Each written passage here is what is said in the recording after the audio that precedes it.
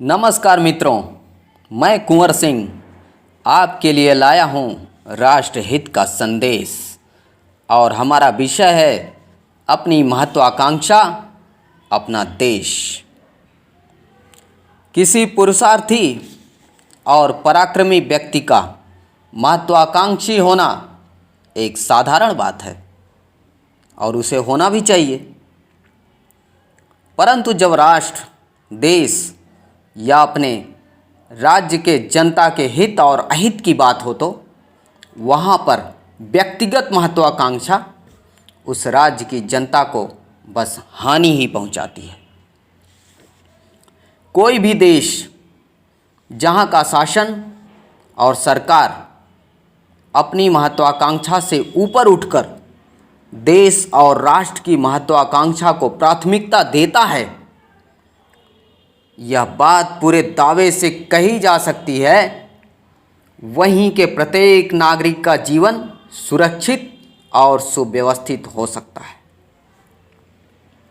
भारत ऐसे व्यक्तियों से भरा पड़ा था जिन्हें अपने मान सम्मान से कहीं ज़्यादा राष्ट्र का सम्मान प्रिय था।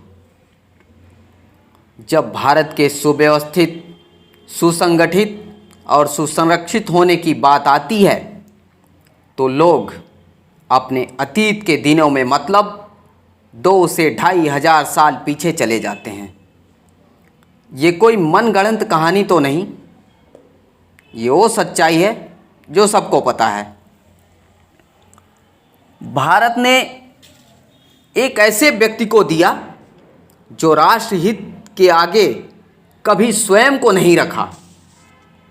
जी हाँ, आचार्य चाणक्य उस समय के तक्षशिला विश्वविद्यालय के आचार्य थे। आज वर्तमान समय में तक्षशिला पाकिस्तान के रावलपिंडी जिले में स्थित है। एक विश्वविद्यालय के आचार्य उतना संपन्न था कि अपना जीवन आराम से काट सकता था। यूनानियों के आक्रमण का रुख भारत की तरफ देखकर वे बड़े खिन्न थे।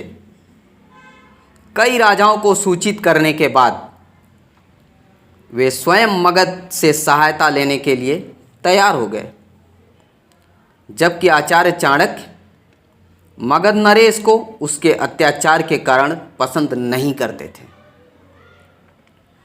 फिर भी वह मगध नरेश से सहायता मांगने के लिए इसलिए गए क्योंकि उस समय महाजनपदों में, पहले महाजनपदों का शासन होता था, मगध एक शक्तिशाली और गौरवशाली साम्राज्य था।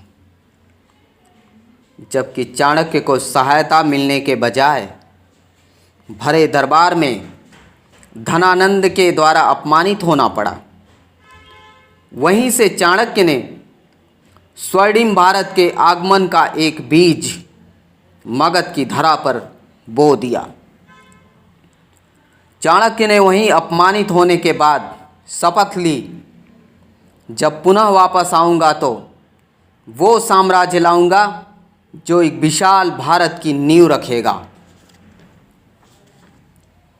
बात यहाँ पर आकर रुकती है।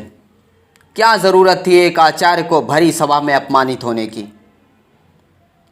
वे तो आचार्य के पद पर विराजित अपना जीवन आराम से काट सकते थे।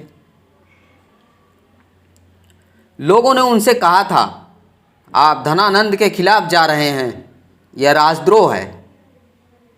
उन्होंने कहा, हमारे लिए धनानंद महत्व नहीं रखता, हमारे लिए मगध राज्य और संपूर्ण भारत महत्व रखता है। नेताजी सुभाष चंद्र बोस इतने महान व्यक्तित्व वाले व्यक्ति थे, अगर वो अंग्रेज़ों से संधि कर रखते तो मैं समझता हूँ कि उन्हें किसी भी चीज़ की कमी नहीं होती। वे एक अच्छे अधिकारी के पद पर बैठते। वे जानते थे जिस पद की कुर्सी पर मैं बैठूंगा उसके चारों पैरों के नीचे भारत के जनता की कराह सुनाई देगी। उन्होंने अपने महत्वाकांक्षा को दबा दिया, राष्ट्र को सामने रखा। वीर सावरकर जो काले पानी की सजा काटे, इनकी पत्नी जब इनसे मिलने गई थी तो इन्होंने कहा था, घर बनाने को अगर जीवन कहते हैं तो चिड़िया भी अपना घर बना लेती है। यदि संतान पैदा करना जीवन है तो कीड़े मकोड़े भी संतान पैदा कर लेते हैं। तो उनकी पत्नी ने कहा था कि मैं ईश्वर से हर जन्म में आपके साथ जीवन की प्रार्थना करूंगी। ये लोग भी तो आराम से अपनी ज़िंदगी काट सकते थे, किसी का विरोध किए बिना अपना जीवन बिता सकते थे, पर धिक्कार है ऐसे कुछ रियासतदारों को जो अपनी महत्वाकांक्षा बरकरार रखने के लिए अंग्रेज़ों की दया में दी हुई रोटियों पर पलते थे। उन्हें इसी बात की खुशी रहती थी कि अंग्रेज़ हमारे साथ बड़े नरम दिल हैं, हमारे साथ बड़ा अच्छा व्यवहार करते हैं। इन रियासतदारों की यही नहीं पता था कि इन्हीं के खेत की रोटियां इन्हें दया के रूप में दी जाती थीं। ये थे भैया असली महत्वाकांक्षी, जिन्हें देश से ज़्यादा अपने पद का ख्याल था। इन्हीं की महत्वाकांक्षाओं ने देश की आकांक्षाओं को इतना पीछे छोड़ दिया कि जिसका भुगतान आज हम, आप और इस देश की जनता बुनियादी सुविधाओं के लिए कर रही है। मित्रों, अगर हमारा वीडियो आपको सही लगे तो आप शेयर और सब्सक्राइब ज़रूर करें और कोने में लगी हुई घंटी को ज़रूर दबा दें। जय हिंद मित्रों।